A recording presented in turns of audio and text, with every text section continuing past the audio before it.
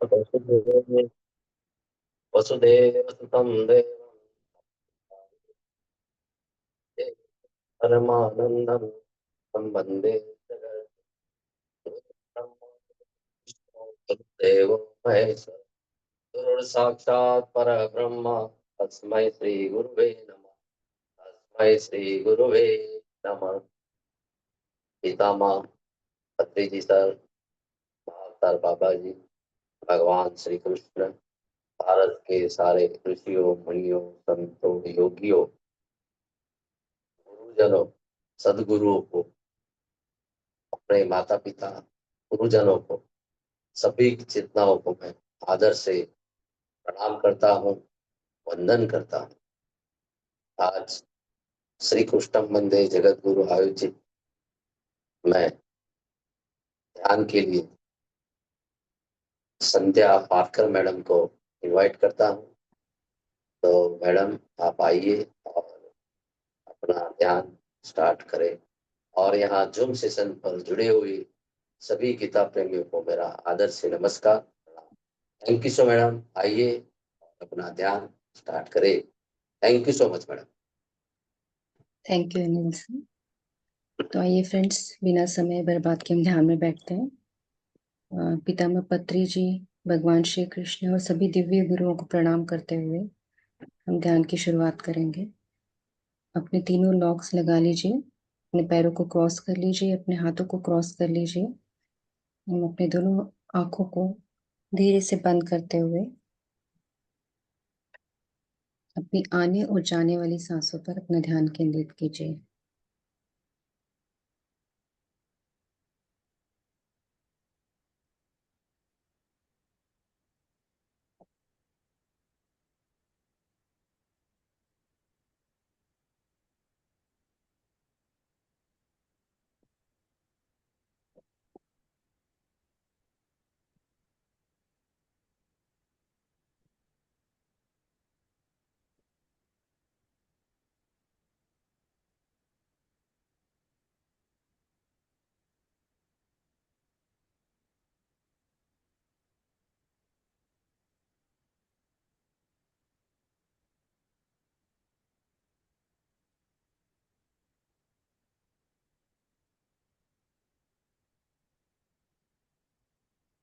सिर्फ मैं और मेरी सांसें, ना कोई सोच, ना कोई विचार।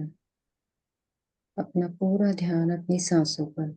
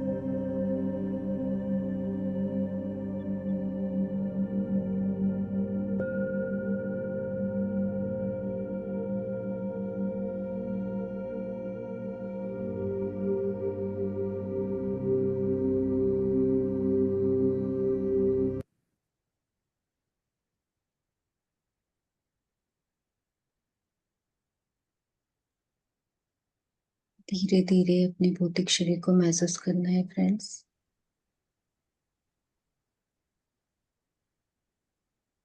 अपने दोनों हाथों और दोनों पैरों की उंगलियों को हिलाते हुए अपने दोनों हाथों को अपने चेहरे के ऊपर रखिए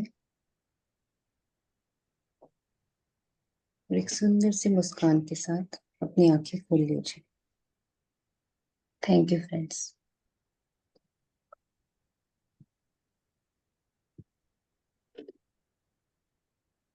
वेरी नाइस मैडम, बहुत अच्छा ध्यान। संगीत भी बहुत अच्छा था और ध्यान भी अच्छा आपने करवाया। Very nice. Thank you so much madam. Thank you Sandhya madam. और कल गीता महात्म्य किया था, अभी थोड़ा बाकी है श्लोक, वहां से हम स्टार्ट करेंगे। तो दशरथ भाई कुछ प्रार्थना करना चाहते हैं तो बोलिए 2 शब्द दशरथ भाई। सुप्रभात। आत्मवंदन। आत्मा। हमारी बेटी ने इतना अच्छा ध्यान कराया, धन्यवाद देंगे। गीता ज्ञान शुरू करने से पहले गीता ध्यान के जो श्लोक है मैं आपको सुनाना चाहूंगा।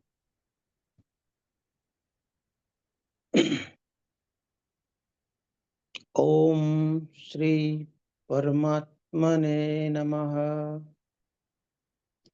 इति श्री भगवत गीता ध्यानम।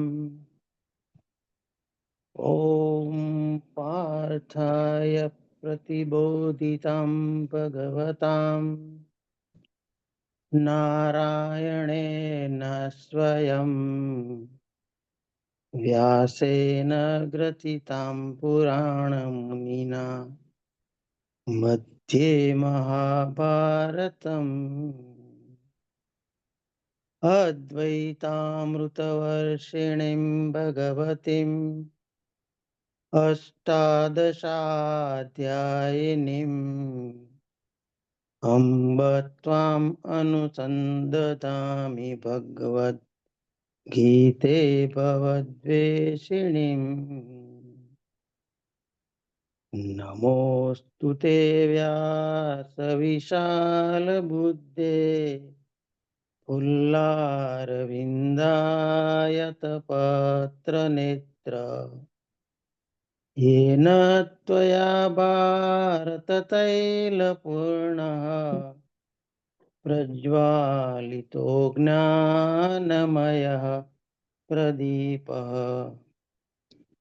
प्रपन्नपारिजाताय स्तोत्रवेत्रैकपाणये ज्ञानमुद्राय कृष्णाय गीतामृतदुहे नमः।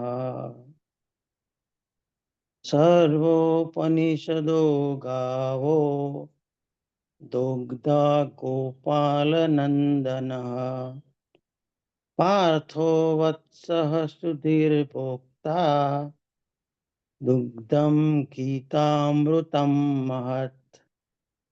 वसुदेवसुतं देवं कंसचाणूरमर्दनम् देवकी परमानन्दम् कृष्णं वन्दे जगद्गुरुम्। भीष्मद्रोणतटा जयद्रथजला गान्धारनीलोत्पला शल्यग्राहवती कृपेण वहनी कर्णेन वेलाकुला अश्वत्थामविकर्णघोरमकरा दुर्योधनावर्तिनी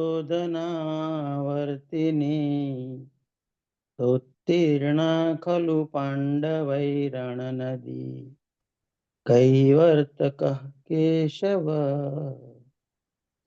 पाराशर्यवचः सरोजममलम् गीतार्थगन्धोत्कटम् नानाख्यानककेसरं हरिकथा सम्बोधनाबोधितम् लोके सज्जन षट्पदैरहरः पेपीयमानं मुदा भूयाद् पंकजं कलिमल प्रध्वंसिनः श्रेयसे मुखं करोति वाचालं पंगुं लंघयते गिरिं यत्कृपातमहं वन्दे परमानन्दमाधवम् यं ब्रह्मा वरुणेन्द्ररुद्रमरुतः तुन्वन्ति दिव्यैस्तवैः वन्दे साङ्गपदक्रमोपनिषदैः गायन्ति यं सामगाः ध्यानावस्थिततद्गतेन मनसा पश्यन्ति यं योगिनो यस्यान्तं न विदुः सुरासुरगणाः देवाय तस्मै नमः देवाय तस्मै नमः देवाय तस्मै नमः। ओम श्री परमात्मने नमः इति ध्यानम्।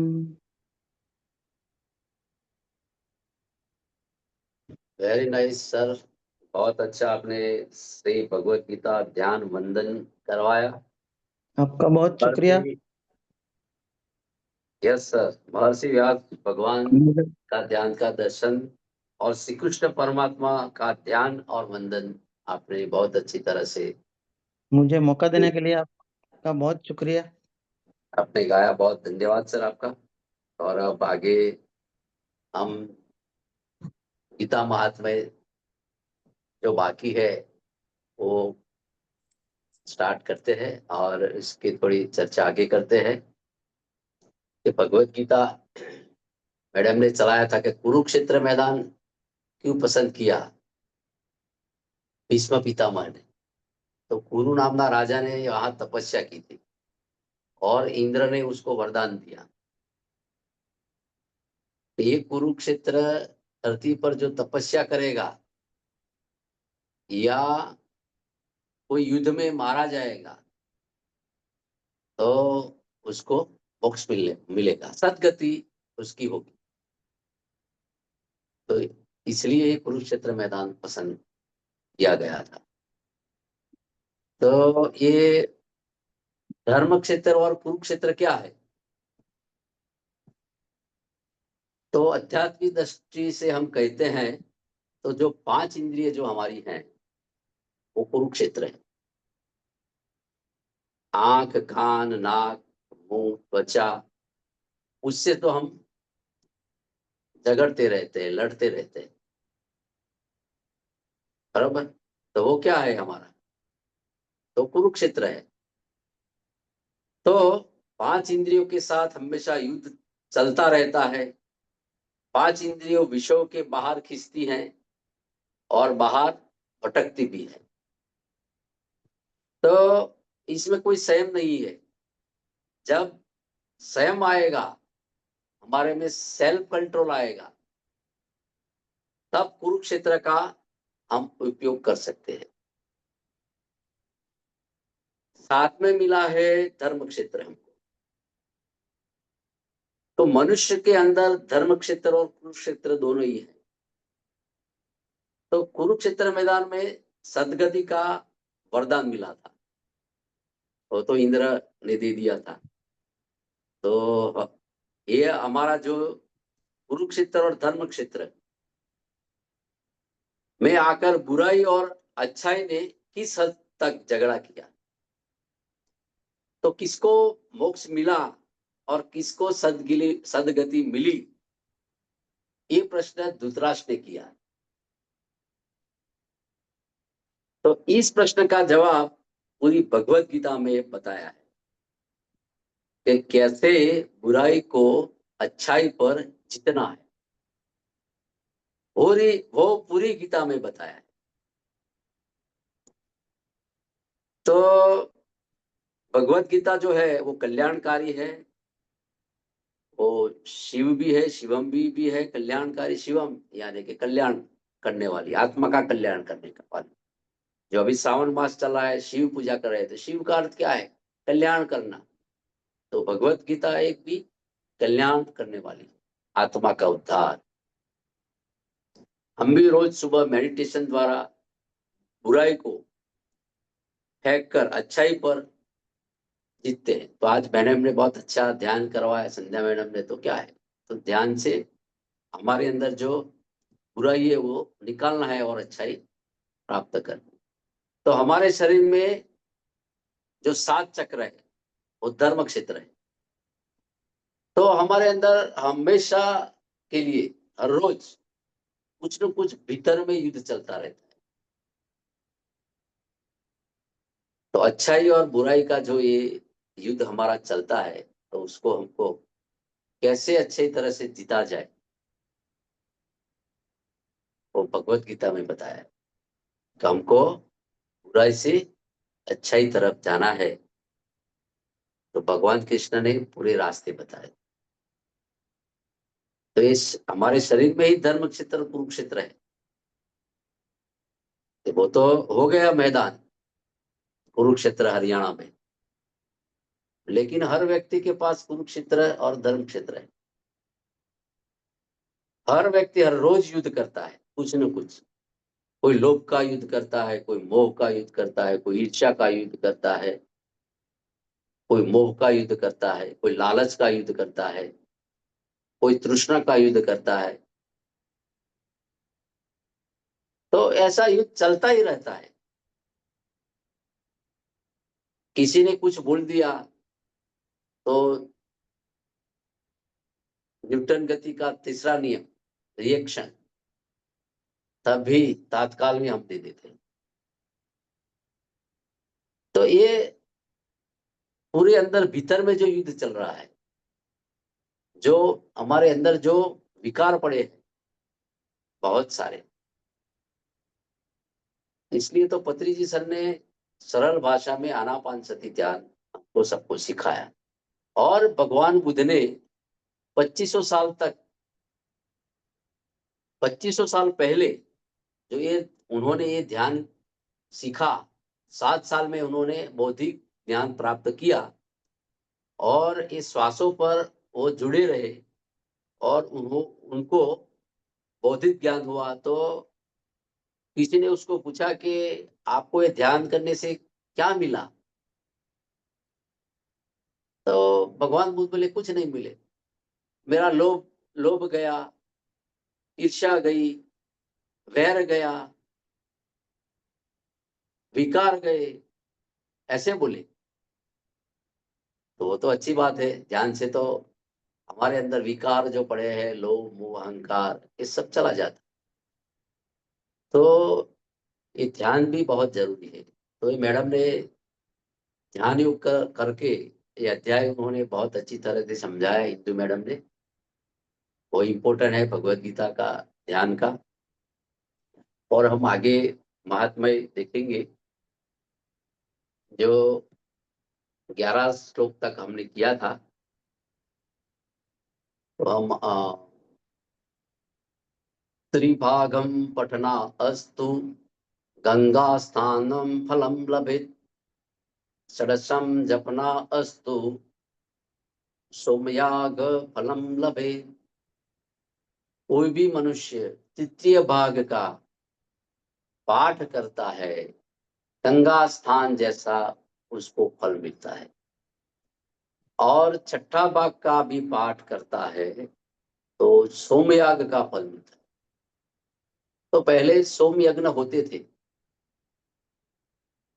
सोम यज्ञ यानी बहुत बड़ा यज्ञ होता है। तो हमारे गांव है, मेरे गांव में अभी और 1.5 साल 2 साल हो गया, वहाँ सोम यज्ञ हुआ था। बहुत साउथ के बहुत सारे ब्राह्मण आए थे, मैं नहीं जा पाया था, लेकिन सोम यज्ञ हमारा गांव जो ब्राह्मण की बहुत सारी, पूरे सारे ब्राह्मण का गांव है, तो सोम यज्ञ हुआ था, बहुत बहुत जबरदस्त हुआ था। इसमें गाय आती है, गौ माता को चलाते हैं, ये करते हैं। एका ध्यानम तु यो नित्यम पठते भक्ति संयुक्तः रुद्रलोकवाप्नोति गणो भूत्वा वसेत्युजम्। जे मनुष्य श्रद्धा भक्ति से हर रोज एक अध्याय का भी पठन करता है, उसका रुद्रलोक प्राप्त होता है। बाद में शिव का गण होकर दीर्घकाल तक वास करता है। अध्यायम श्लोक पादम वा नित्य पठेन्तर स याति नरताम या मनवंतर वसुंधरे। हे पृथ्वी देवी, जे सदाकाल एक अध्याय, एक श्लोक अथवा एक चरण का भी भक्ति पूर्वक पाठ करता है, वो मनवंतर तक फिर मनुष्य अवतार। गीतायाः श्लोक दशम सप्त पंच चतुष्टकम द्रोतिनेतर्दवा श्लोका नाम यह पठंतर चंद्रलोकवाप्नोति वर्षाणाम युतम ध्रुवम गीता पाठ समायुक्तो मृतो मानुषताम व्रजे। जे मनुष्य गीताना 10, 7, 5, 4, 3, 2 के अर्ध श्लोक का पाठ भी करता है, वो 10,000 वर्ष तक चंद्रलोक में वास करता है। गीता पाठ का पठन करते करते मनुष्य जो मरण उसका हो जाता है, तो वो फिर जन्म उसका मनुष्य में आता है। गीताभ्यासं पुनः कृत्वा लप्ते मुक्ति मुत्तमां गीतेत्युतचार संयुक्तो प्रियमाणो गतिम लभे। गीता ऐसा उच्चार सहित मृत्यु पामनार मनुष्य को सद्गति प्राप्त होती है। गीतार्थ श्रवण सक्तो महापाप इतो अपि वा वैकुंठम समवाप्नोति विष्णुना मोदते। गीता का अर्थ सुनने वाला मनुष्य महापापी हो तो भी वैकुंठ लोक में उसका वास होता है, भगवान विष्णु के साथ वो आनंद करता है। कोई भी मनुष्य या कुछ उसके हाथ से पाप हो जाता है और फिर गीता में आ जाता है, भगवान की गीता का जो भगवान ने गाई हुई गीता का जो श्रवण मनन करता है और वही रास्ते में जाता है, तो फिर उसको वैकुंठ लोक मिलता है। गीतार्थ ध्यायते नित्यम पूर्ता गीता ध्यायते नित्यम कृत्वा कर्माणि भूरिश जीवन मुक्त स विज्ञेयो देहांते परम पद। जो निष्काम कर्म करने वाला वो जीवन मुक्त जानना, मृत्यु के बाद वो अवश्य मोक्ष को प्राप्त करता है। एतत् महात्म संयुक्तम गीताभ्यासम करोति यः स तत्व फलम प्राप्नोति दुर्लभम गतिमाप्नुयात्। ये महात्मा का गीता का श्रद्धा भक्ति से अभ्यास करता है, उसको सर्वश्रेष्ठ फल मिलता है। और 20वां, एक मिनट गया है शायद,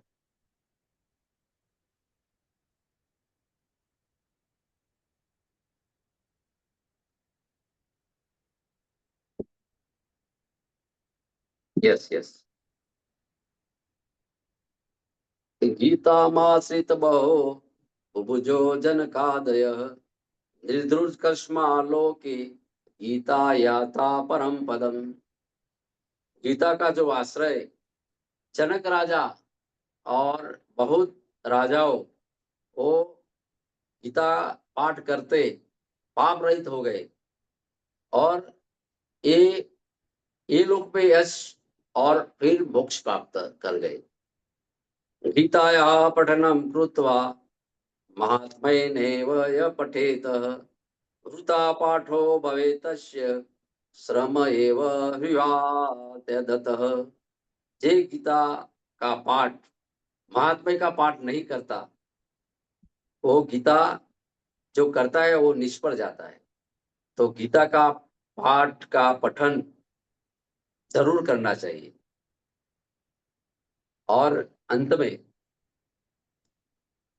महात्म्यमित गीताया मया प्रोक्त सनातनम गीतांते च पठेतस्तु यदु कृतं तत्वं फलम लभे। तो सुत जी ये बताते हैं लास्ट में कि गीता का सनातन महात्म्य जो मैंने समझाया, गीता का पठन पाठन के अंत में महात्म्य का पाठ करता है, जो जो आगे बताया उतना उत्तम फल उसको मिलता है। तो श्री गीता महात्म्य जो सुत जी ने बताया वो यहाँ संपूर्ण किया जाता है, और दूसरा भाग में भी गीता महात्म्य बताया हुआ है। लेकिन हम आज थोड़ा अभी टाइम बचा है कुछ, तो हम थोड़ा जो मैडम कर्म के बारे में जो बता रही है, जो अ, सरोजिनी मैडम, उन्होंने बहुत अच्छी तरह से कर्म का चैप्टर लिया है। लेकिन आज वो वृंदावन है तो है नहीं, तो मुझे मौका मिला फिर महात्म्य पूरा करने का। तो थोड़ा टाइम है तो मैं भी कर्मों के बारे में थोड़ा सा प्रकाश मेरी क्षमता के मुझे आपको शेयर करूं। तो जीव कर्म द्वारा शरीर को जन्म देता है। सारे जीव अपने पूर्व कर्मों के अनुसार जन्म धारण करते हैं। शरीर और कर्म की परंपरा अनादिकाल से, जीव और कर्म वो परंपरा अनादि है। जीव और कर्म का बंधन भी अनादि है। ये भौतिक जगत में कई जीव आत्माएं सुखी भी हैं और दुखी भी। उसका कारण भक्त कर्मी है। संसार में कई, देखो ये भगवान बुद्ध ने भी बताया है कि हर जगह दुख है, दुख ही दुख है, सुख तो है ही नहीं। हमारे पास जो गाड़ी बंगला मकान उसको ही हम सुख बोलते हैं, लेकिन भौतिक जगत में जीव आत्मा सुखी भी नहीं है और दुखी भी नहीं। और एक एक तरह ऐसा भी बोला जाता है, सुखी भी है और दुखी भी है। उसका कारण फक्त एक ही है, कर्म। कर्म के कारण हम सुखी और दुखी। तो सुख का कारण क्या है? तो पुण्य कर्म, सत्कर्म। और दुख का कारण क्या है? तो पाप कर्म, इच्छा, राग द्वेष, लोभ, मोह, वासना, तृष्णा, अहंकार, कुसंस्कार, ये सब दुख का कारण है। तो इसलिए तो हम दुखी हैं। किसी के पास हमारे पड़ोसी अच्छी गाड़ी लाया तो हम ऐसे ही दुखी हो जाते हैं, ओ गाड़ी लाया। ये दुख का कारण क्यों हम बन जाते हैं? ऐसा दुख का कारण नहीं होना चाहिए। ये ईर्ष्यावाद करते हैं, किसी की निंदा करना, ये दुख का कारण होता है। संसार में जीव का भटकना मुख्य कारण है कर्म। कर्म के कारण ही जीव भटकता रहता है। कर्मों से हमारा भाग्य बनता है। जैसा कर्म करेंगे वैसा हम फल पाएंगे। शरीर जो है हमारे पास, भगवत गीता में तो 3 प्रकार 4 प्रकार का शरीर का वर्णन किया है। जो स्थूल शरीर है, सूक्ष्म शरीर है, कारण शरीर है, महाकारण शरीर है। ऐसे तो कई मास्टर 7 शरीर की बात कर रहे हैं। 7 शरीर भी हैं। और भगवत गीता में ये 4 शरीर की बात बताई। तो जीवात्मा नया शरीर धारण करता है, तब कारण शरीर के साथ संस्कार, भौतिक इच्छाएं, वासनाएं, कामनाएं और जो पूर्व जन्म में जो हमने किया है कर्म, अच्छे कर्म या बुरे कर्म, पाप और पुण्य, स्वभाव से सब एक कारण शरीर के में आत्मा के साथ हो आता है। तो गीता अध्याय 15 में ये भगवान ने ये बात कही कि आत्मा के साथ क्या क्या जाता है। तो पुण्य पाप जो हमने कर्म किया हो, एक मन वो भी हर साथ में जाता है। तो कर्म इंद्रियों जो है वो विषय में खींचती हैं। हमारी कर्म इंद्रिय जो है विषय को खींचती है, कभी कभी मोह तरफ तो कभी वासना तरफ। इसलिए तो हम कर्म बंधन में आकर्षित हो जाते हैं और हम कर्म बंधन में पड़ जाते हैं। हमारा मन भटकता रहता है। मन को कंट्रोल करना है, यानी कि मन को सही रास्ते में लाना है। तो हम कैसे ला सकते हैं? तो हम श्वासों पर ध्यान करेंगे, बरोबर, तो ही हम हमारा मन को हम कंट्रोल कर सकते हैं। तो एक एग्जाम्पल है कि कोई मोटर कार, जो हमारे जो हम मोटर कार चलाते हैं अथवा कोई भी ड्राइवर, मोटर कार रास्ते से फुल स्पीड पर से पसार होता है, तब कभी रास्ते में सीधे रास्ते आते हैं, खड्डे आते हैं, कभी यू टर्न आता है, कर्व आता है, ऐसा होता है। तब ड्राइवर सावधानी से स्पीड तो कम कर देता है। कोई 120 की गाड़ी चलाता है और फिर यू टर्न आया, कर्व आया, तो गाड़ी को उसको धीमी करनी पड़ती है। तो वो सावधानी से स्पीड को कम करता है और फिर मोटर कार की स्पीड फिर वो बढ़ा देता है। चलो भाई अभी यू टर्न चला गया। तो हम जितने सावधान, इतनी सफलता ज्यादा। कर्व में गाड़ी की स्पीड कम नहीं करते तो क्या होता? हम गाड़ी की स्पीड कम नहीं करते तो क्या होता है? कर्व आता है, रास्ते में बहुत गाड़ी आती है, तो हमारा गाड़ी का अकस्मात होता है। तो ऐसे ही विषयग्रस्त मन जो हमारा है, मन को योग्य यू टर्न देना हम चूक जाते हैं, तब हमारा पूरा जीवन अकस्मात होते भरा जाता है।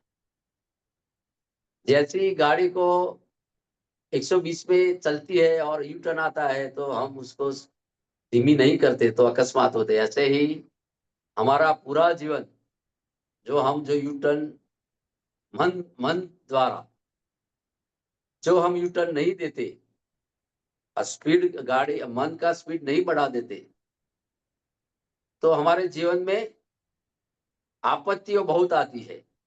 पूरा जीवन अकस्मात होते भर जाता है। तो मन को योग्य यू टर्न देना जरूरी है। जो हम चूक जाते हैं तो ही अकस्मात हो बनते रहे। तो परमात्मा को जोड़ना है, परमानंद की स्थिति हमको प्राप्त करनी है, तो हम ध्यान द्वारा ही कर सकते हैं। श्री कृष्ण ने उद्धव को कहा है, उद्धव, विषयों का चिंतन मन में रहता है, वही बंधन है। बंधन का कारण क्या है? विषयों का चिंतन। और वाणी हमारी अप्रिय होगी तब हम बंधन में हो सकते हैं। वाणी से भी हम बंधन में आ सकते हैं। वासना और विषयों का चिंतन की खोज करना और एक खुशी के लिए हम अंधी दौड़ लगाते हैं और हवातियां मारते हैं और मन भटकता है, तब हम कर्म बंधन में आ जाते हैं। तो कर्म बंधन में कैसे कैसे हम आ सकते हैं? तो वासनाओं से भी हम कर्म बंधन में आ जाते हैं। तो समझो कि मिट्टी की खान से ये सोना निकलता है, और इसमें मिट्टी अनादि काल से सोने के साथ जुड़ी हुई है। जो माइंड खोदेंगे ना हम, तो क्या होता है, मिट्टी के साथ सोना भी होता है। तो आपको पता नहीं होगा कि भाई सोना है कि नहीं, लेकिन अब जब हम उसको अग्नि के भट्ठे में सोने को हम डालते हैं, जो मिट्टी के साथ, और तपाया जाता है, तब सोना और मिट्टी अलग हो जाता है। ऐसे ही जीव के साथ कर्म अनादि काल से जुड़ी हुई है। जैसे मिट्टी के साथ सोना जुड़ा हुआ है, ऐसे ही जीव के साथ कर्म अनादि काल से जुड़े हैं। इसलिए तो हम यहाँ भोगने के लिए धरती पर फिर आते हैं। तो भगवान ने गीता में ये भी कहा है कि हे अर्जुन, जैसे प्रज्वलित अग्नि ईंधन को राख में परिवर्तन कर देती है, वैसे ही ज्ञानाग्नि में संपूर्ण कर्मों को भस्म कर किया जाता है। तो भगवान ने बहुत अच्छा बताया है कि भाई हम ज्ञान अग्नि में रोज हम बैठे, तो ही हमारा कर्म कम हो जाता है। तो ये तो बहुत बड़ा कर्म का सिद्धांत है। बहुत सारे दिन चलाए तो भी कम होता है, इतना बड़ा कर्म का चैप्टर है। तो कई बार हम जाते हैं, देखो हम ध्यान करते हैं, भक्ति करते हैं। तो कोई बार हम समझो कि स्कूटर लेके गए, गाड़ी लेके गए, या बहुत एक्सीडेंट, हमको पता है कि बहुत एक्सीडेंट हो जाता है कभी भी, और गाड़ी का चूरी चूरा हो जाता है, लेकिन हम बच जाते हैं। ओनली फॉर ऐसा कुछ निशान हो जाता है, कुछ लहू जैसा थोड़ा सा, और हम बाहर निकलते हैं। सब लोग इकट्ठे हो जाते हैं और बोलते हैं, अरे ये तो गाड़ी चुरा हुआ है, ये बच गया, कैसे बच गया? तो कई लोग बोलते हैं कि यार उसका पुण्य अच्छा होगा।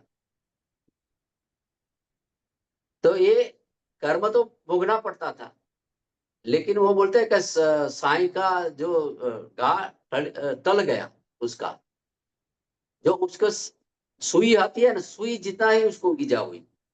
जो ज्यादा मिलने वाली थी वो नहीं हुई। क्यों? क्योंकि उन्होंने ध्यान किया है, सत्कर्म किया है, तो उसका कर्म कम हो गया है।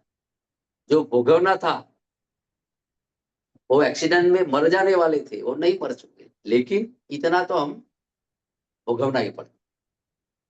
तो कर्म का बंधन से हमें कैसे छुटकारा पाए? तो मैंने उदाहरण दिया कि हम कैसे बच गए। तो हमने ध्यान किया है, योग बल, और हमने तपस्या की है। निरंतर ध्यान साधना से हमें हमारा कर्मों विकर्मों को हम हमारा कम हो गया है। वे आध्यात्मिक पुरुषों को कर्म बंधन नहीं लगते। जो आध्यात्मिक पुरुष होते हैं, जो भगवान बन गए, उसने कर्म भोगे हैं, लेकिन वो उसका जो नाम हमेश रहता है। योगी का कभी नाश नहीं होता, ऐसा 6 अध्याय में लिखा है। योगी हमेश रहता है, जो कर्मों में आसक्ति रहित और उदासीन कर्मों को बंधन नहीं मानता। जो गीता अध्याय 9 श्लोक नंबर 9 में बताया है कि कौन सा कर्म हमको नहीं बांधता। तो गीता अध्याय 9 श्लोक नंबर 9 में बताया है कि आसक्ति रहित और उदासीन कर्म जो हैं, वो हमको नहीं बंधने वाले। तो बहुत बड़ी बात है, हमको इस संसारिक पुरुषों को वो आसक्ति रहित रहना और उदासीन कर्म करना है, तो बहुत बड़ी बात है। वो तो हम कर ही नहीं सकते, इसलिए तो हम कर्म बंधन में आ जाते हैं। तो कर्म को परमात्मा की याद में करके परमात्मा को संपूर्ण करें, वही कर्म बंधन से हम मुक्त बन जाते हैं। कोई भी कर्म करे तो भगवान को अर्पण करना चाहिए। तो भगवान को हम अर्पण करेंगे तो ही कर्म बंधन से मुक्त होते। क्योंकि रात को हम सोने समय जितने कर्म किए हैं, सत्कर्म किए हैं या बुरे कर्म किए हैं, तो उसका एक लिस्ट हम बनाएंगे। रात को अकेली पर्सनल डायरी लिखेंगे, कितना हमने सत्कर्म किया आज, आज हमने कितना गलत कर्म किया, असत कर्म किया, हमने आज कितनी भलाई की और आज हमने कितनी बुराई की, उसका हमको रात को चेक करना है हमारे शब्द से। फिर पता चलेगा कि भाई हम हमारा कितनी गलतियां है और हम कितने कर्म बंधन में फंस गए, वो तो रात को ही पता चलेगा। लेकिन कोई याद नहीं करता, पूरे दिन भाग दौड़ में और थक जाते हैं तो क्या होता है, सो जाते हैं। कोई याद ही नहीं करता परमात्मा को। सोते समय प्रार्थना करके हे भगवान हमको क्षमा दो, जो हमने काम किया है मन वचन वाणी से, ऐसी कोई हम प्रार्थना करनी चाहिए। और जो एक पर्सनल डायरी भी रात को लिखनी चाहिए।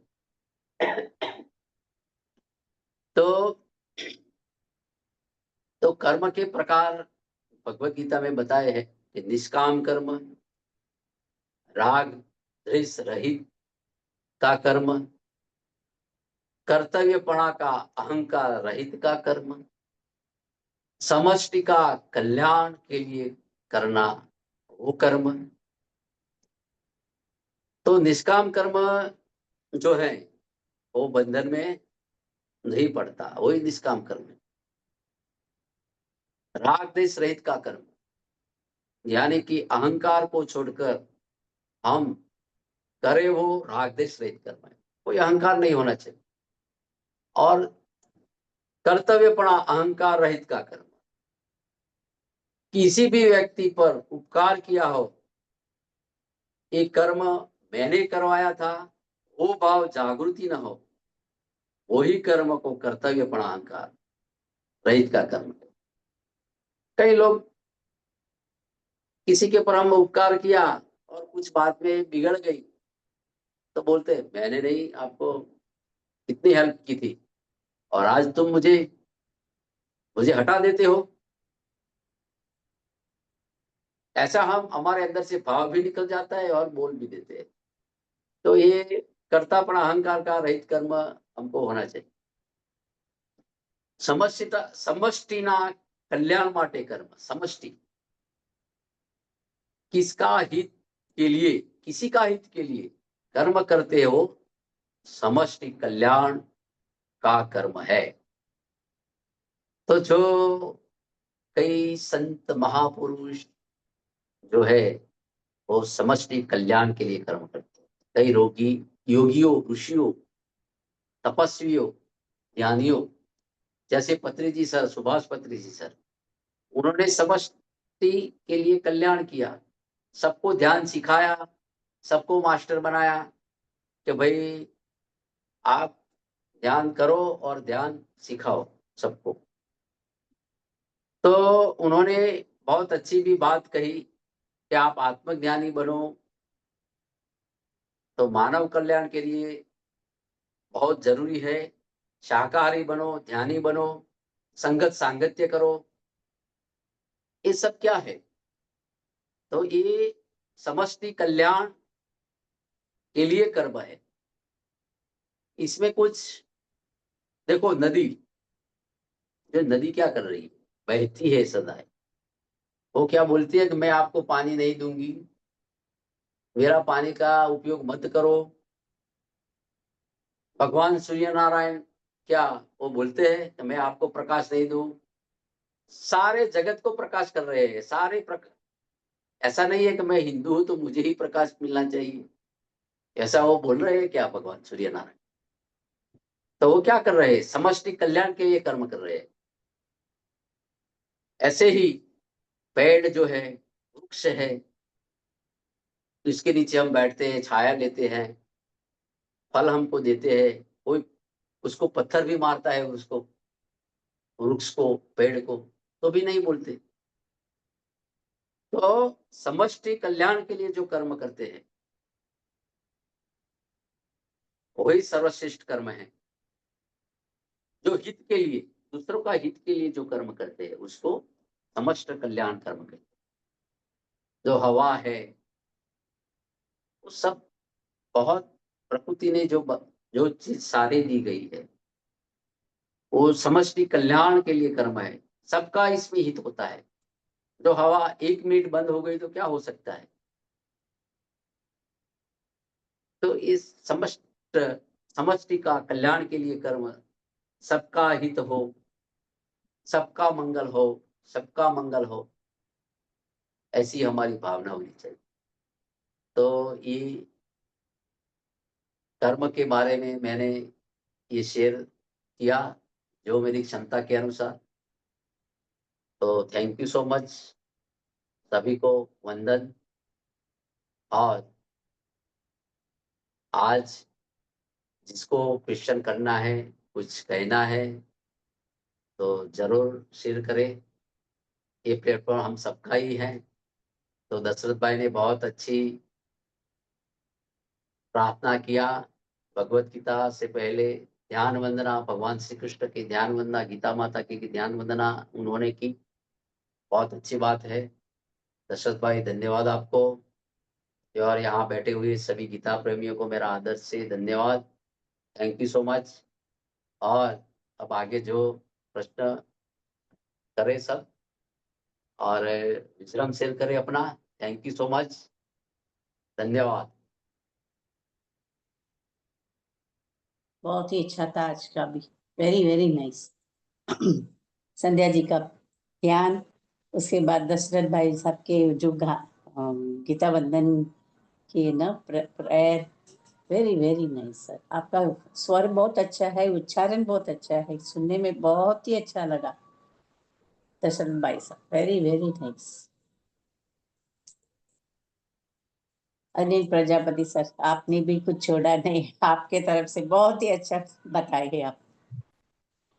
भगवद गीता का सेकंड ये है ना, गीता महात्म्य का सेकंड पार्ट, वो भी कर्म के बहुत अच्छा बता।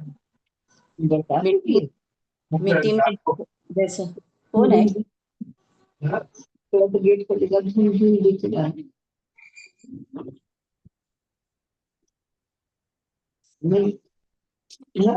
आप कुछ सामान ले जाना अपने साथ। मैं देखती हूँ कितने में ले जा सकती हूँ, बेटी उठाना मुझे पड़ेगा ना, उठा के चलना पड़ेगा ना बैग। वहां तक वो तो अंदर में चला जाएगा, उसके अंदर बक्सा चली जाएगी। बैग तो मेरे को लेके जाना। यस बोलिए मैडम। किसी का हाँ, आवाज आ रहा है, सब म्यूट कर दीजिए। कोई बात नहीं, कोई बात नहीं, कभी होता है ऐसे। हाँ। तो एक उदाहरण दिया, बहुत ही अच्छा है। जैसे मिट्टी में सोना छिपा है, वैसे ही अनादिकाल से हमारा जीव जुड़ गई है। या सर कर्म है, कर्म पड़े हुए हैं। हाँ, या कर्म मिट्टी के के बारे साथ में। जैसे सोना है, ऐसा ही अनादिकाल से जीवात्मा के साथ कर्म जुड़े हुए हैं। कर्म भी जुड़ी है, वेरी नाइस। कितने बार सुन चुकी हूँ, लेकिन कभी कभी रजिस्टर होने के लिए टाइम लगता है, और किसी के मुंह से सुनने के बाद ही माइंड में रजिस्टर होता है। Very nice, I remember very well. कर्म का बंधन से कैसे छूटना है, दैट इज ओनली ध्यान और सत्कर्म। टुडेज टेक अवे पॉइंट, आज का टेक अवे पॉइंट यही है कि कर्म के बंधनों से छुटकारा पाने के लिए हमें ध्यान और सत्कर्म ही करना चाहिए। Very nice sir, very nicely you did, very nice. Dasharath Yes. भाई का मैं क्लैप करती हूँ, बहुत अच्छी तरह से। उन्हें स्वर इतना अच्छा है उनका स्वर। सर आप कुछ इसका ये लीजिए, बहुत ही अच्छा है आपका स्वर, और बहुत गीत में गाया। गीता, भगवत गीता मीन सॉन्ग ही है, song we have to sing it. So singing में ही करना चाहिए Bhagavad Gita. Very nice sir, Dasharath भाई सर, वेरी नाइस। अनिल भाई, very nice, here waiting to listen more. Thank you madam, thank you. और चित्रा मैडम, अनम्यूट करें मैडम। आपका कोई क्वेश्चन है, कुछ बोलना है, बोल सकते हो चित्रा मैडम। Yes madam.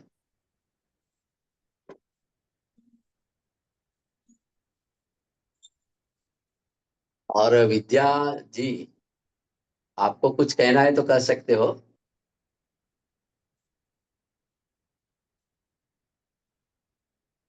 और कोई प्रश्न है नहीं, किसी को करना नहीं है, सब ध्यान में मग्न है, साइलेंट है।